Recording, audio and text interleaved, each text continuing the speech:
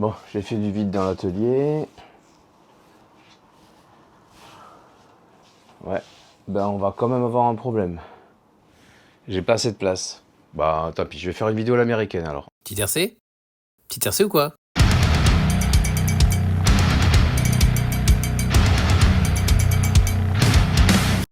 Oh, c'est tous les jours Noël. FTX, Grand, Apache, 1/7. RTR, Willy Bar moteur 1250 kV et un variateur Hobby-Wing 160 A 8S. 8S, on n'a jamais vu ça sur un short course scale RTR. Le maximum qu'on a d'habitude c'est 6S. Ça chauffe, ça consomme, l'été c'est un enfer. On va voir ce que ça donne avec ce FTX Grand Apache.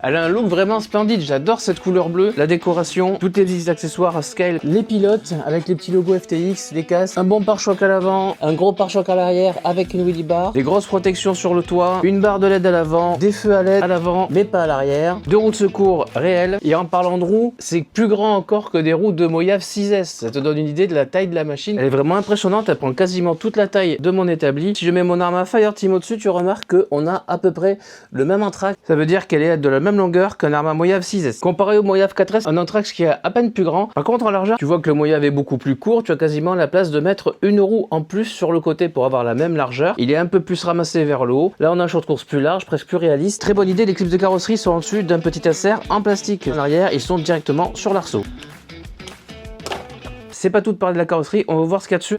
Boum! Le pare-choc arrière est immense. Attention, pour retirer la carrosserie, en tout, en fait, il y a 6 clips. Il y en a 2 encore sur les côtés, un de chaque là, ici. Le gros moteur avec un gros ventilateur. Le variateur Hobby-Wing 160 A, de gros bacs lipo. Un servo FTX avec corne alu de 25 kg. Suspension triangulée avant, arrière. 8 amortisseurs en tout. À chaque fois, un amortisseur avec des ressorts et un amortisseur sans ressort. Les protections en plastique là qui remontent vachement haut. Alors, c'est bien pour les projections. Par contre, attention à la chauffe l'été. Ça risque d'empêcher l'air de passer. Ça peut être une galère. Châssis en aluminium avec un skid qui recouvre bien d'ailleurs la partie arrière et avant du châssis, prolongé par le pare-choc qui est quand même assez rigide. À l'arrière, une partie souple. Les triangles sont massifs, ils sont pleins. Si le plastique est de bonne qualité, ça devrait pas poser problème au niveau de la résistance. Les pneus par contre sont hyper durs sur le dessus, sur le côté plutôt tendre. Attention sur les surfaces qui accrochent, tu risques de te retourner souvent. Tu peux voir les suspensions sont plutôt souples, c'est ce qu'on attend d'un short course. C'est pas forcément d'avoir de l'efficacité ou de pouvoir bâcher avec, mais d'être réaliste, d'avoir un comportement agréable à voir. On devrait avoir de mouvements de suspension, elle est quand même plutôt agréable, elle a pas mal amorti, plus souple à l'avant, plus raide à l'arrière. Con différentiel central encore en alu, un chariot moteur en alu aussi, anodisé bleu, tout comme les amortisseurs et la barre de renfort centrale. Les tourelles également sont anodisées en alu. Les plots de carrosserie sont relativement souples, même si c'est pas une machine qui est destinée à faire l'idiot. Je te rappelle que c'est du FS Racing de base, donc c'est une marque qui fait des machines à des prix très corrects. En contrepartie, on n'a pas les matériaux de la meilleure qualité. Ce n'est pas des machines pour faire du bâche, d'ailleurs ceux qui l'ont bâché, ils ont tordu le châssis. C'est une machine d'occasion, elle a très peu roulé. Pour l'instant, pas d'usure, noix, cardans, les cardans d'ailleurs ont une belle taille, ils sont plutôt épais, les noix aussi ont une bonne gueule, les différentiels sont vachement souples. Au niveau motricité tu risques d'y perdre un petit peu, mais pour débuter je trouve que c'est pas mal parce que ça te permet de prendre en main facilement la machine, elle va être facile à manier, elle va braquer facilement, tu auras tout le loisir après toi de durcir tes huiles à volonté. J'aime bien rouler les machines d'origine, en général les setups souples comme ça me va bien, tu ne forces pas trop sur les différentiels, tu n'uses pas trop ta mécanique, et si vraiment à ce moment là tu veux plus de grip, plus ou tel comportement, libre à toi de faire les changements qui t'intéressent. Voilà, les bacs lipos sont suffisamment grands parce que je peux rentrer à l'aise des lipos 4S coquets de 6500 mAh.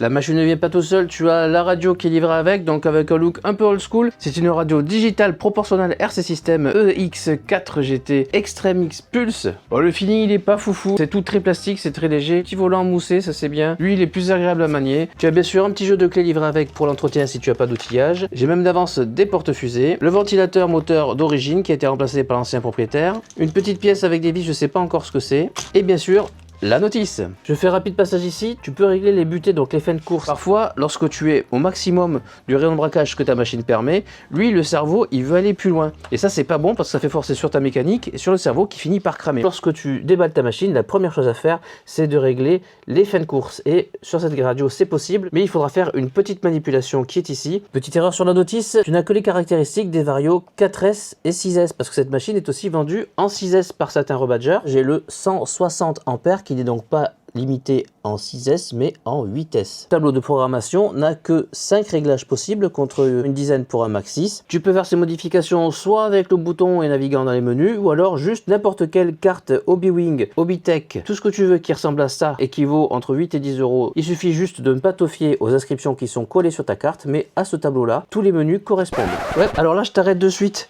La documentation est pas du tout correcte pour le Vario parce que j'ai 11 fonctions et non pas 5. Donc je suis sur un vrai Max 6, je vais sortir la notice du Max 6 pour pas faire de la merde. Voilà, fais super attention à ça. Avant de commencer à changer les réglages, vérifie que tu as autant de items que dans la doc. Et par exemple, tu prends un item au choix. Donc par exemple, moi, tu vois, je voulais changer le voltage. Donc j'étais à 3, je me suis mis à 3. J'ai fait value pour changer les réglages et j'ai vu que j'allais pas plus loin de 4. Alors que là, normalement, 3, je suis censé pouvoir aller jusqu'à 6. Et j'ai continué à faire défiler les items pour voir le maximum que j'ai. J'en ai 11. La notice est en français aussi. Comme sur toute notice digne de ce nom, tu as une vue éclatée ou explosée comme tu préfères, ce qui te permet de pouvoir faire son entretien, avoir les sens de montage, les emplacements des vis et les références pour commander tes pièces détachées. Très basique, mais simple et clair à mon goût. C'est largement suffisant. En revanche, aucune information sur les types d'huile qui ont été utilisés dans les amortisseurs et dans les différentiels. C'est quelque chose qui me dérange parce que j'aime bien savoir quelle est la base en fait de départ de la machine. Si tu trouves que la suspension est trop molle, trop dure, les différentiels trop souples, trop durs, tu ne sais pas en fait à partir de quelle base monter ou descendre tes huiles toi lorsque tu vas faire ta machine sur mesure parce que c'est pas indiqué et c'est pour ça que j'aime bien avoir l'indication de départ sur la notice. Là on l'a pas, tu seras obligé de faire au jugé ou en fonction des retours d'expérience d'autres personnes qui ont cette machine, par exemple Charles de la chaîne RC Garage 57. La carrosserie est super lourde, elle fait 1,8 kg donc ça va amener du poids en haut, ça veut dire aussi que ta machine va se délester plus facilement, elle va peut-être un peu plus difficile à conduire. L'avantage c'est que justement ça va générer des mouvements de suspension qui sont plus réalistes et c'est moi personnellement ce que je recherche sur ce genre de machine. Note que le premier propriétaire a bien fait de renforcer les passages de roues parce que tu remarques que, comme sur tous les short courses, ça touche, donc tu pourrais limer ta peinture, ce qui serait bien dommage. Et les LED se raccordent par cette petite prise là unique qui est ici, que tu retrouves ici. Mais la question qu'on se pose tous, c'est est-ce que cette machine a du talent? Le talent est présent, tu vois, elle tourne parfaitement avec une fluidité exemplaire. Elle est un petit peu lourde, donc elle tourne lentement. Le tournage est excellent, donc ça présage du meilleur pour cette machine. FS Racing, Rally, FTX, tout ça, c'est pas les machines de la meilleure qualité dans le milieu de gamme, on va dire. Par contre, des fois, ils ont des idées pas cons, et tu vois, j'ai un accès facile au Vario et je peux l'allumer sans problème. Alors, contrairement à ce que je pensais, les LED sont allumés en permanence. J'ai beau appuyer sur toutes les voies de la radio, eh bien, ils ne s'éteignent pas. Lorsque tu tournes, tu as des clignotants. À l'arrière, tu as une barre de LED avec aussi les clignotants, feu stop. Et une marche arrière qui s'éclaire en rouge, c'est un peu bizarre, mais bon, ça fait l'animation. Elle a de la patate. Le cerveau est plutôt rapide, on verra s'il tient la charge, mais honnêtement, ça pourrait être largement pire. Et là, j'ai activé des warnings à l'arrière. 3 coups à droite, ça allume les warnings à l'arrière. Ça fait warning à l'avant aussi. Tu as assez de câbles en fait pour pouvoir enlever la carrosserie, tu vois, et la poser à côté sans que ça tire dessus, comme avec les Yikong par exemple. Je pense quand même qu'il faut faire attention quand tu rentres la machine, pas que ça se prenne dans la transmission. La longueur de câble, elle est pas loin d'être idéale. Bon point pour FTX. Il est livré avec des garde-boue, mais qui sont en Lexan. Et ça, honnêtement, je suis pas chaud de les monter. J'aurais préféré du plastique injecté comme ça, moulé. Je me suis finalement décidé à monter le kit. Bon, on va pas le faire ensemble, hein. Allez. Boum! Voilà, c'est installé. Ça fait un peu moins flipper que ce que c'était présenté comme ça. J'ai bien les vidéos de cette machine sur la chaîne, surtout abonne-toi parce que cette machine n'est pas destinée à rester dans ma collection, elle sera mise en tombola. Si tu n'as pas l'habitude des tombolas sur ma chaîne, ne t'inquiète pas, juste abonne-toi, allume la cloche de notification pour savoir quand est-ce que ça tombera et avoir toutes les infos nécessaires. Je remercie l'abonné qui m'a permis d'obtenir cette machine à un prix super sympa, ce qui me permet de te la proposer aussi sur la chaîne en tombola. Je vais faire mes quelques essais parce que j'aime bien les short courses, j'aime bien cette machine, je la trouve jolie et tout. Alors je te cache pas que j'espère qu'il va y avoir l'autonomie en vitesse parce que à chaque fois se fourrer les 6 clips là à mettre et à remettre et que c'est pas si évident que ça, ben j'espère que tu vas pas faire ça toutes les 20 minutes. Bâcher la FTX parce que pas de machine faite pour ça. Et quand je te dis qu'il faut pas les bâcher, tu vois, c'est que je crois que c'est un propriétaire, même s'il a pas beaucoup roulé avec, il a quand même réussi à tordre le châssis. Ouais, je pense pas que ce soit forme normale. Miaou! Miaou. C'est de la CFTX quoi. Donc, C'est un chat, faut lui gratter le ventre, il lève les pattes. Tu vas pas manquer 2 sangles là, putain, long, 2 en large, 1 en long.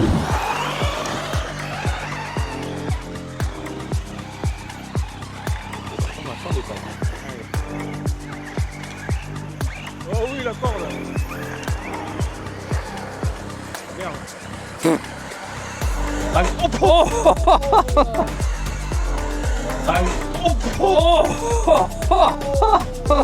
Ce raccourci n'est pas homologué. T'avances plus. Salut les gars. Normal, bonjour. Bonjour, voiture en PLS. C'est même pas ma faute en plus. Si, c'est ta faute, j'ai vu. Non, on m'a coupé la route, j'ai tout en vidéo moi. C'est vrai. J'ai la dashcam.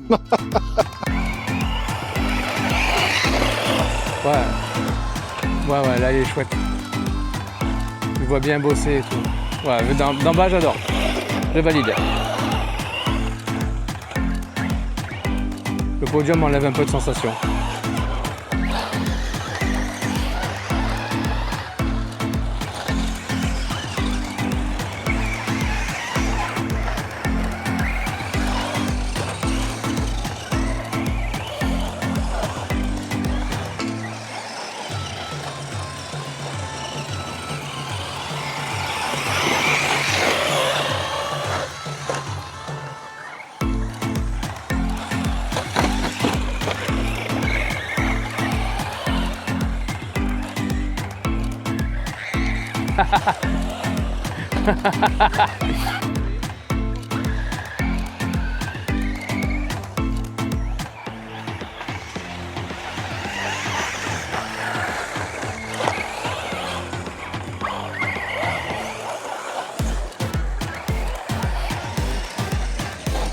Ouais, ça va beaucoup mieux d'en bas, franchement.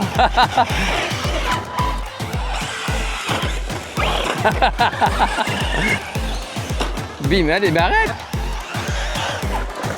Hop là, je me suis emballé. Pas une machine à bâcher. Sur le choc, j'ai sorti le cardan. C'est rien de méchant, du coup, il n'y a rien qui était abîmé. C'est pas comme chez Arma ou les triangles bouffe ou les noix. Là, rien n'a bougé. Et ça, c'est le typique short course. Tu vois, ben, heureusement que j'ai mis des garde-boue parce que voilà la poussière. Après, si tu vas dans la terre, dans la boue, etc., là, oui, ça se justifiera. Mais il y a de quoi faire, il y a de quoi manger. Aujourd'hui, je suis à modèle extrême. J'ai fini par virer la sangle en travers là parce que je trouve que c'est largement suffisant. Le bac, il est haut, tu vois, donc la batterie, elle va pas bouger. La même chose pour les 2 clips à l'arrière. Ça fait déjà 6 clips sur la voiture. Je trouve que c'est pas utile. Les bosses sont abîmées, on a des fois des réactions bizarres sur les sauts. Faut faire attention à tout ça. Bon, la radio on s'y fait, mais c'est vrai que je regrette que la gâchette soit autant en avant. Vachement avancé là, et faut aller le chercher quand même. Les pneus ça va en fait, pour glisser vachement plus. Hein. Voilà, c'est bien là. Quand ça fait ce que c'est censé faire. Yes, voilà, ça. Ah, presque!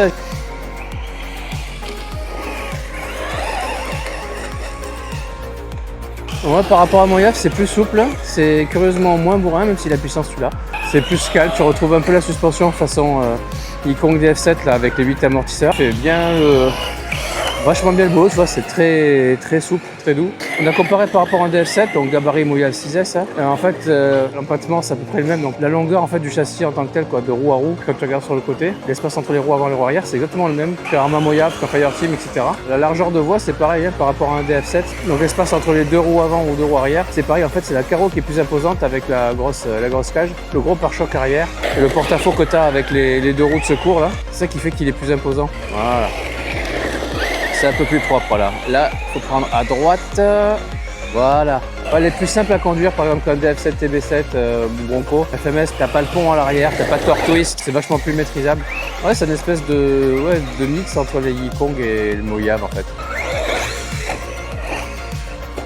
Malgré toutes les cascades que j'ai faites, eh ben, les sangles elles tiennent bien, donc elle n'a pas besoin de celle qui était en travers, elle fait chier plus qu'autre chose. Et l'avantage de mettre les garde-boue, c'est que c'est eux qui sliment, et ça esthétiquement on s'en fout, donc ça protège ta carrosserie. Franchement c'est cool, c'est plus souple qu'un Moyave, moins bourrin, malgré la réserve de puissance que tu as. C'est plus facile qu'un DF7, c'est franchement une chouette machine, une bonne surprise honnêtement, je n'en attendais rien. Surtout quand tu conduiras du sol, que tu n'es pas sur un podium, c'est là que je prends plus de plaisir avec cette machine. Si cette vidéo t'a plu, dis-moi ce que tu penses de la façon dont j'ai tourné cette vidéo. Je voulais faire ce test depuis un moment. En tout cas, j'espère que cette machine te plaît, que ça te fait envie pour la tombola à venir. Quant à moi, je te remercie d'avoir regardé cette vidéo. N'oublie pas le commentaire qui aide au référencement de la chaîne, le pouce qui fait plaisir, bien sûr, l'abonnement qui permet de faire grandir la chaîne et continue à faire des projets de ce genre, car moi, ça me plaît énormément. Allez, merci à tous, ciao!